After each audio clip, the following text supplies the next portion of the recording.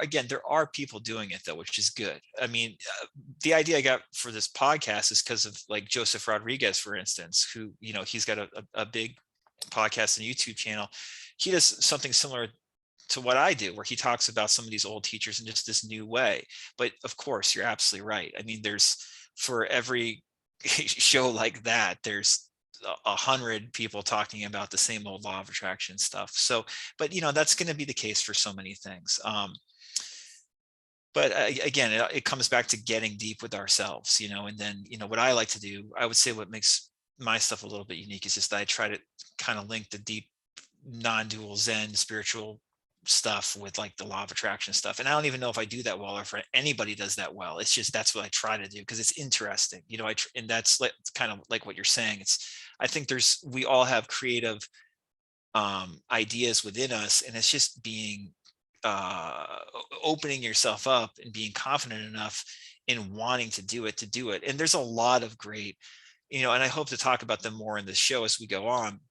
There's a lot of good great modern law of attraction teachers. It's just not necessarily the people you would think. You know what I'm saying? It's not necessarily the people talking about, Abraham Hicks and Neville all the time or whatever. I'm just going to read this question that Tom had here.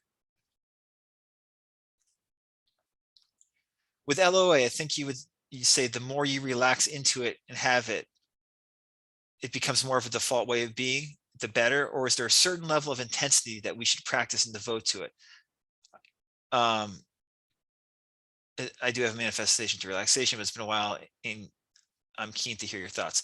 So, yeah, I mean, this is a great question. Again, everything we always talk about, everything's gonna connect, right?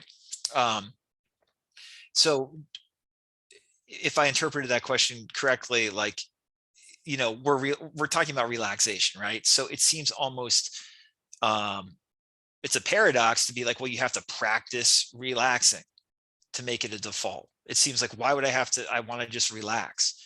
But what I found in my own life and working with people over a number of years is that what's interesting, and the reason that people have so much difficulty applying these principles, including myself, is because our default is to struggle and to stress, because that's what we have been taught, conditioned. And I don't want to blame anything. It's easy to blame culture or whatever, or our upbringing. I'm not saying there's one specific reason. This is not about blaming anybody. Just the truth of the matter, in my opinion, is that almost all of us are conditioned in such a way where it's hard to make relaxation a continual or consistent part of our day-to-day routine. And frankly, when I wrote Relax More, Try Less, I thought it was easier to do it than I do now. If anything, I would say I was kind of still a little bit too smitten and gullible of Neville's advice, maybe at that point, to be as hardened as I am now. I mean, if you read The Law of Attraction Simplified, comparing it to Relax More, Try Less, I sound like a lot more of a hard ass than I did in that first book. That doesn't make Relax More, Try Less any less accurate in some way. It's just making relaxation more of your default is going to take inner work. I mean, it's going to take inner work. It's not like it's just going to happen for you if you go about living your life the same way. And it's more like, why wouldn't I feel better more of the time? Why wouldn't I relax more of the time? Because you want to do it. You want to be relaxed. And it's kind of like observing, why don't I feel more relaxed more often? What's going on here? Why is that? And that's kind of like the burnout question from earlier. Like, why do I feel so burnt out? And it's like getting a solution, an answer to that question is not just like, again, like Sam was talking about, it's not like, oh, I'm going to go on YouTube or read Feeling Is a Secret for the 70th time and I'm going to spectacularly, magically have the answer. It's more like working on yourself consistently, and you have to want to do that. And again, being in a container or being with a coach or something like that is, for most of us, very helpful. You don't have to have a coach. I'm not saying, but it's often very, very helpful. And the thing is, you have to, um, you have to want to do it in the sense that, like, if you don't want to do it, the default of our culture is very lackful. I'm not going to get into that now. Just, I think most people on this call or who are going to watch this video know that there's a lot of lack in our culture. Again, if you read the Law of Attraction Simplified, that this is what I'm talking about in that book primarily. Is just that it's dealing with all this crap that comes up emotionally and mentally when we're just trying to kind of relax, and just dealing with it and still knowing that you want your life to get better and better, and that your life is going to get better and better on a pragmatic level. And that the more you focus and gently persist and move through that crap, and when you get knocked off the horse, not freaking out and crying and quitting and giving up, but you just get back on the horse and just keep going, the more you do that, the more your life tends to smooth out. And it can happen quickly.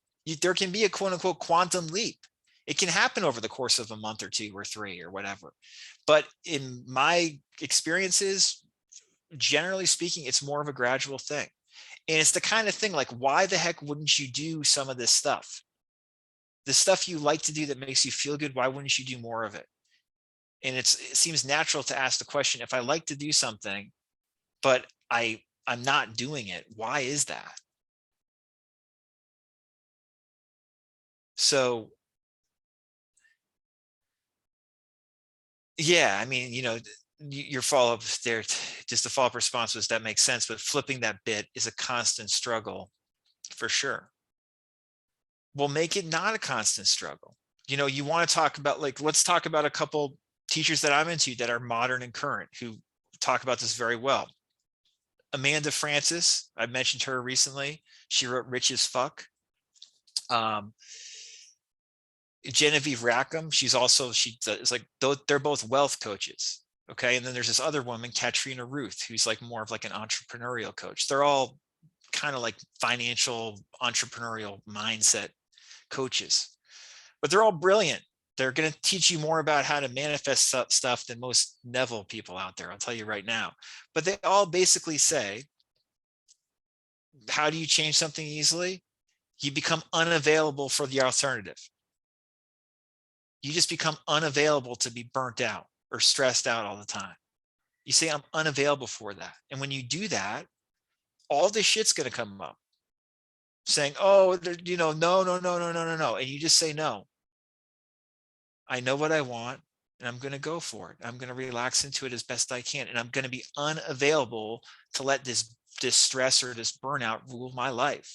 So yes, it is a commitment, but it's not a normal commitment in the sense where it's like, oh, it's so hard. I have to train. I have to go and run 10 miles each morning. It's more like, no, you have to relax each morning, and you have to realize that it's harder to do that than you would expect. And that might be the reason you're not doing it.